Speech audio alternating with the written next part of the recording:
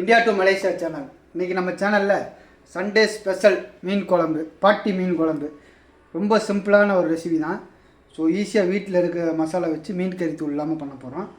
So 2 மீன், நான் டிங்கிரி மீன் வச்சுருக்கேன். உங்கள்கிட்ட எந்த மீன் இருக்கோ அந்த மாதிரி மீன் நீங்கள் யூஸ் பண்ணிக்கலாம். நான் 2 பேர் சாப்பிட்ற அளவுக்கு தான் பண்ண போகிறேன் இன்றைக்கி. ஆனால் கூவா கொஞ்சம் கூடையாக பண்ண போகிறேன். ஸோ 2 மீன் க்ளீன் பண்ணி வச்சுருக்கேன். தேங்காய் பால் 1 கப்பு, சோம்பு 1/2 ஸ்பூன், வெந்தயம் 1/4 ஸ்பூன், வரமிளகா இருந்துச்சுன்னா 1 மிளகா நல்லா கிள்ளி வச்சுங்க. மல்லித்தலை ஒரு கைப்பிடி அளவு கட் பண்ணி வச்சுங்க. ஒரு 5 to 6 பூண்டு கல்லி நல்லா இடித்து வச்சுங்க. எண்ணெய் பார்த்திங்கன்னா நான் நல்லெண்ணெயும் ரீஃபண்ட் ஆயில் நம்ம சமைக்கிற எண்ணெயும் மிக்ஸ் பண்ணியிருக்கேன். நல்லெண்ணெய் ஏன் சேர்க்குறோம்னு உடம்புக்கும் நல்லது, ருசியாகவும் இருக்கும். வெறும் நல்லெண்ணெய் கூட நீங்கள் பாய்க்கிறனா கூட பாய்ச்சிக்கலாம். ஒரு 4 to 5 டேபிள் ஸ்பூன் சின்ன வெங்காயம், முக்கியமாக சின்ன வெங்காயம் ஒரு 5 வெங்காயம் நல்லா ஒரு 2க்கு 2 சாப் பண்ண வேணால், சும்மா 1க்கு 2 இந்த மாதிரி கட் பண்ணி வச்சுங்க. ஸோ ஒரு துண்டு லெமன், புளியும் யூஸ் பண்ணலாம், லெமனும் யூஸ் பண்ணலாம். நான் லெமன் தான் யூஸ் பண்ண போகிறேன். தக்காளி ஒரு தக்காளி. ஸோ முக்கியமான மசாலா இப்போ வந்துட்டோம். இது வந்து மஞ்சத்தூள் 1/4 டேபிள் ஸ்பூன், மல்லித்தூள் 2 டேபிள் ஸ்பூன், மிளகாத்தூள் ஒரு 1.5 டேபிள் ஸ்பூன். அவ்வளோதான் வச்சு சிம்பிளாக பண்ண போகிறோம். ஸோ முதல்ல ஒரு பேனை சூடு பண்ணி அதில் எண்ணெய் விட்டுருவோம்.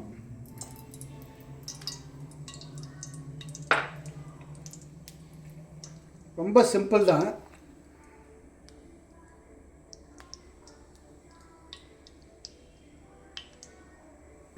முதல்ல எண்ணெய் சுட்டோன்னே வெந்தயம், எப்பவுமே வெந்தயம் தான் போடணும்.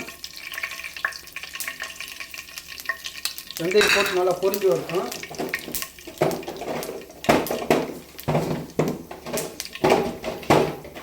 இதோட பார்த்தீங்கன்னா இன்னொரு பொருள், வெறும் கடுகு, கொஞ்சமாக கடுகு போட்டுங்க. கடுகு நான் சொல்ல, கொஞ்சமாக போட்டுங்க. போட்டு இதோட வெடிச்சேன்னு சோம்பு போட்டு நல்லா பொரிஞ்சோன்னே வரமிளகா நல்லா பொரிஞ்சோன்னே கருவேப்பிலை நல்லா பொரிஞ்சோன்னே பூண்டு போட்டு நல்லா மிக்ஸ் பண்ணுங்க. ஸோ இந்த பூண்டு லைட்டாக ப்ரௌன் ஆனால் போதும், கருக விட்டுறாதீங்க. அதே மாதிரி இந்த தாளிப்பு வந்து கருகவே கூடாது மீன் குழம்புக்கு எப்போவுமே.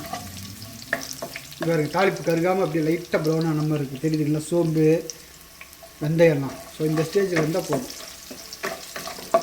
ஸோ இந்த ஸ்டேஜில் இருந்துச்சுனாலே உங்களுக்கு குழம்பு வந்து நல்லா ருசியாக கிடைக்கும், கருகாமல் இருந்துச்சுன்னா. ஸோ இந்த மாதிரி ப்ரௌன் ஆனால் போதும். பூண்டு பாருங்கள் ப்ரௌன் ஆயிடுச்சு, போதும். நல்லா பார்த்துக்குங்க, இந்த ஸ்டேஜ் தான். ஸோ இந்த ஸ்டேஜில் வெங்காயம் ரொம்ப சிம்பிள் தான். வெங்காயம் போட்டு நல்லா மிக்ஸ் பண்ணுங்கள்.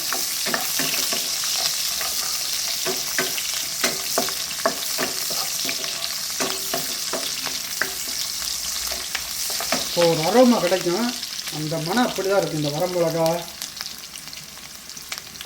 பூண்டு, வெங்காயம், கருவேப்பிலை எல்லாம் சேர்ந்து ஒரு நல்ல ஒரு அரோமா கிடைக்கும்.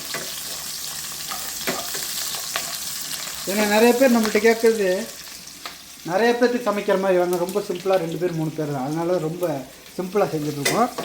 ஸோ பாருங்கள். ஸோ வெங்காயம் நல்லா வதங்கினோன்னே, ஓரளவுக்கு வதங்கினா போதும், கருக வைக்க வேணாம். வெங்காயம் வந்து ப்ரௌன் ஆக வேணாம். ஸோ இந்த ஸ்டேஜில் தக்காளியிலே புளிப்பு இருக்கும்.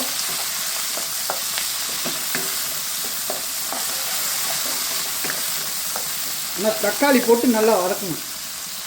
இந்த தக்காளி வந்து நல்லா மசியல் மாதிரி காவணும். ஒரு 1 மினிட் நல்லா குக் பண்ணுவோம். திரும்ப உள்ள தக்காளி வந்து நல்லா மசியல் ஆயிடுச்சு. இன்னும் கொஞ்சம் மசியல் ஆகட்டும்.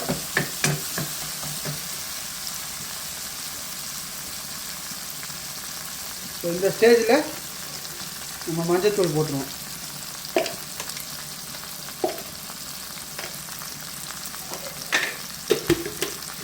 மஞ்சத்தூள் போட்டு நல்லா மிக்ஸ் பண்ணுங்கள்.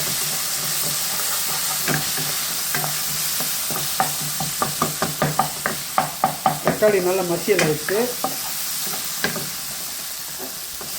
ஃபயரை ஸ்லோ பண்ணிடுங்க.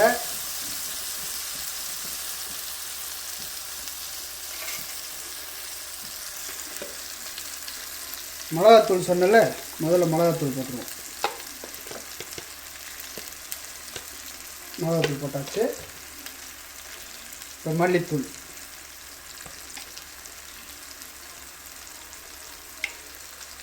மல்லித்தூள் போட்டு சும்மா லைட்டாக இப்படி ஒரு வதக்கு. ரொம்ப நேரம் வதக்கினீங்கன்னா மசாலா கறியும். ஸோ வதக்கிட்டு தண்ணி உங்களுக்கு எவ்வளோ தேவையோ அவ்வளோ ஊற்றிக்கலாம். நான் வந்து ஒரு 2 மக்கு ஊற்ற போகிறேன். அவ்வளோதான்.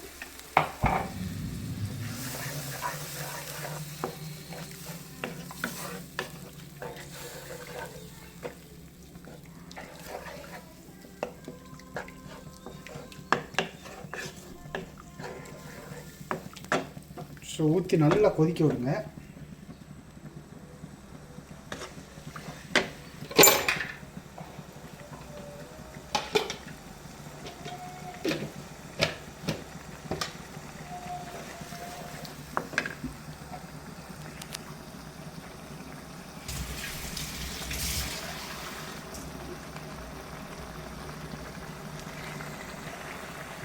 இந்த ஸ்டேஜில் வந்து லெமனை புழிஞ்சு விட்டுருவோம்.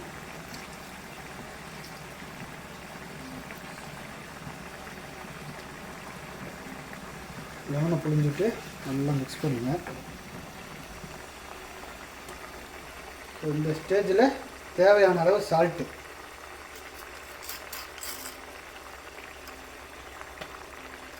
போதும். சால்ட்டை போட்டு நல்ல ஒரு கொதி விடுங்க. ஸோ 2 மினிட்ஸ் கொதிக்கிட்டோம். ஒரு 10 மினிட்ஸ் நல்லா கொதிச்சிருச்சு. இந்த டைமில் மீனை போட்டுருவோம். ஸோ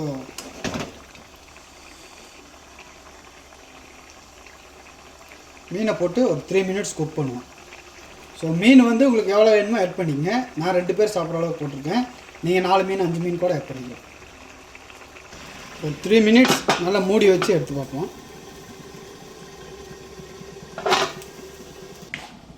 ஒரு 3 மினிட்ஸ் ஆகிடுச்சு. ஸோ மீனோட மனம் வந்து நமக்கு நல்லா அருமையாக வருது. இந்த ஸ்டேஜில் தேங்காய் பால் ஊற்றிடுவோம்.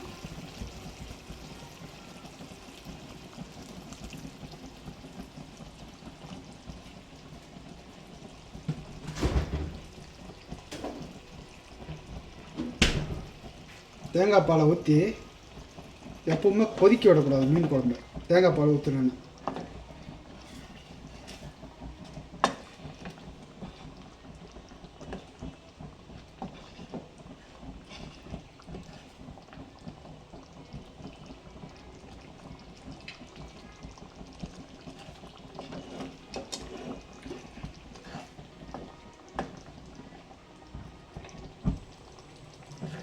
இந்த ஸ்டேஜில் வந்து மல்லித்தழை போட்டு ஒரு கொதி வந்தோடனே ஆஃப் பண்ணிடுவோம். ஆஃப் பண்ணி எடுத்து ஒரு பவுலில் அப்படியே மாற்றிடுவோம். சுவையான மீன் குழம்பு ரெடி ஆகிடுச்சு. ஸோ மறக்காமல் ட்ரை பண்ணி பார்த்து எப்படி இருக்குன்னு சொல்லுங்கள். ரொம்ப சிம்பிளான மெத்தட் தான்.